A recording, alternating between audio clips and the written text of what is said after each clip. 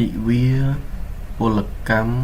អន្តរជាតិឆ្នាំ2025សូមជម្រាបសួរបងប្អូនទាំងអស់គ្នានៅក្នុងបណ្ដាញសង្គមទាំងអស់ថ្ងៃនេះគឺជាថ្ងៃប្រហោះទី5ខែវិសាខឆ្នាំម្សាញ់សប្បុរស័កពុទ្ធសករាជ2568ដែលត្រូវនៅថ្ងៃទី1ខែឧសភាឆ្នាំ2025ហើយថ្ងៃនេះដែរគឺយើងទាំងអស់គ្នាប្រកាសជាដឹងហើយថាជាទិវាពលកម្មអន្តរជាតិខួបលើកទី139ហើយដែលភាសាអង់គ្លេសគេឲ្យឈ្មោះថា International Labor Day ហើយថ្ងៃនេះដែរខ្ញុំក៏បានជប់សម្រាប់ពីការងារអញ្ចឹងក៏មានពេលធ្វើវីដេអូឆ្លាក់តាក់ទងជាមួយនឹងទិវាពលកម្មអន្តរជាតិនេះបាទអញ្ចឹងថ្ងៃនេះគឺសូមនាំអារម្មណ៍បងប្អូនមកមើលការឆ្លាក់អក្សររបស់ខ្ញុំបាទដែលឆ្លាក់ថាទិវាពលកម្មអន្តរជាតិបាទឲ្យត្រូវជាមួយនឹងថ្ងៃដែលយើងបានសម្រាប់ទាំងអស់គ្នាអញ្ចឹងថ្ងៃនេះដែរគឺជាទិវាពលកម្មអន្តរជាតិមានបងប្អូនមួយចំនួនធំដែលគាត់ធ្វើការងាររដ្ឋឬក៏ជាកងកម្លាំងបដិអាវុធខ្លះក៏គាត់បានសម្រាប់អញ្ចឹងទៅណាបងប្អូនហើយបើបងប្អូនដែលធ្វើការងារឯកជនវិញកន្លែងខ្លះប្រហែលជាអត់សម្រាប់ទេបងប្អូនបាទ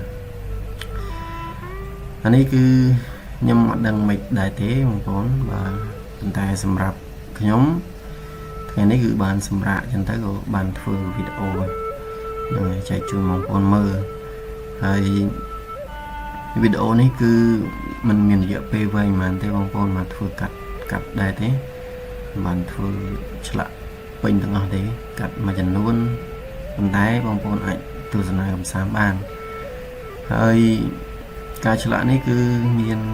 ការឆ្លាក់អក្សរក្បាច់មូលជាមួយនឹងក្បាច់ជ្រុង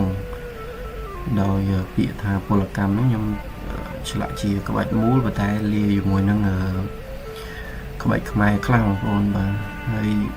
ការគូរក្បាច់ខ្មែរនេះគឺខ្ញុំដាក់លាយជាមួយនឹងចុងនៃអក្សរឬក៏ព្យញ្ជនៈមួយហ្នឹងឬក៏នៅខាងជើងវាអញ្ចឹងណាបងប្អូនយើងលក្ខណៈថាច្នៃប្រឌិតហើយឲ្យវាមើលទៅមានភាពតាក់ទាញនឹង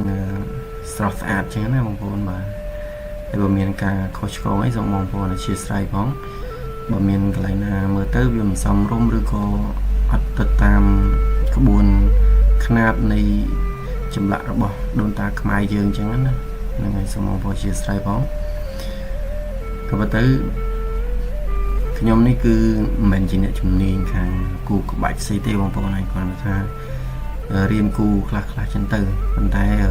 បើអក្សរឆ្លាក់អានឹងគាត់បានតិចបងប្អូនហ្នឹងចេះឆ្លាក់ក្បាច់មូលក្បាច់ជ្រុងក្បាច់អីមួយចំនួនទៀតចឹងទៅប៉ុន្តែគាត់ថាមិនមែនជាអ្នកជំនាញទេគាត់ថាអាចឆ្លាក់បានចឹងទៅចិត្តថាធ្វើវីដេអូចែកជូនដល់បងប្អូនដែលគាត់ចូលចិត្តមើលចូលចិត្តខាងអក្សរឆ្លាក់ខ្មែរចឹងណាបងប្អូនបាទហើយកន្លែងនេះគឺខ្ញុំប្រកបនៅពាក្យថាអន្តរជាតិនិងពលកម្មហ្នឹងនៅពីលើហើយអន្តរជាតិដាក់ពីក្រោមចឹងទៅហើយដាក់លេខ2025ដែលលេខខ្មែររបស់យើងហ្នឹងតំណាងឲ្យឆ្នាំ2025ហ្នឹងបាទហើយខាងលើផ្នែកខាងស្ដាំនេះគឺខ្ញុំបានដាក់ពាក្យថាទិវាបាទទិវាហ្នឹងគឺស្មើនឹងថ្ងៃហ្នឹងឯងបងប្អូនបាទហើយក្បាច់នេះគេហៅថាក្បាច់ជ្រុងបងប្អូនបាទតែនៅចុងអក្សរវនេះខ្ញុំបានដាក់ស្លឹកក្បាច់ខ្មែរមួយដែលវាជាទម្រង់តបការឈប់ហើយមើលទៅវាប្លែកមួយយ៉ាងដែរបងប្អូនបាទយើងចិត្តថា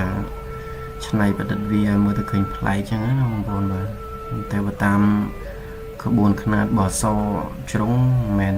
យើងគូអញ្ចឹងទេបងប្អូនវាមានរបៀបផ្សេងពីហ្នឹង តែនេះខ្ញុំជាឆ្នៃចឹងទៅហើយបន្ទាប់ពីយើងឆ្លាក់រួចរាល់ហើយអស់ហើយយើងដាក់ស្មៅវាចឹងណាបងប្អូនបាទយើងហ្វឺតខ្មៅដាក់ស្មៅដើម្បីឲ្យមើលទៅវាកាន់តែស្អាតជាងមុនចឹងណាវាកាន់តែដិតច្បាស់មើលទៅតាក់ទាញចឹងណាបាទហើយប៊ិចខ្មៅនេះខ្ញុំនឹងរើសបានមកវិញណាឆែយកមកគូទៅបងប្អូនហ្នឹងហើយព្រោះចង់អស់ប៊ិចខ្មៅសេដែរសម័យខានឆ្លាក់ខានឲ្យយូរដែរ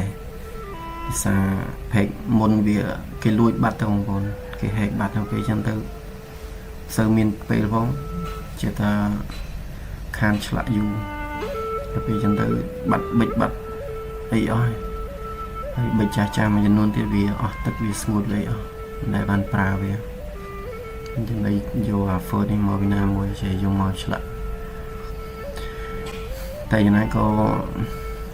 នៅតែស្រឡាញ់ហ្នឹងបងប្អូនមិនចោលទេសម្រាប់ខ្ញុំមួយអាជីពនេះវាមិនថាវាជាអាជីពទេគាត់ថាចូលចិត្តស្រឡាញ់ហ្នឹងទៅជា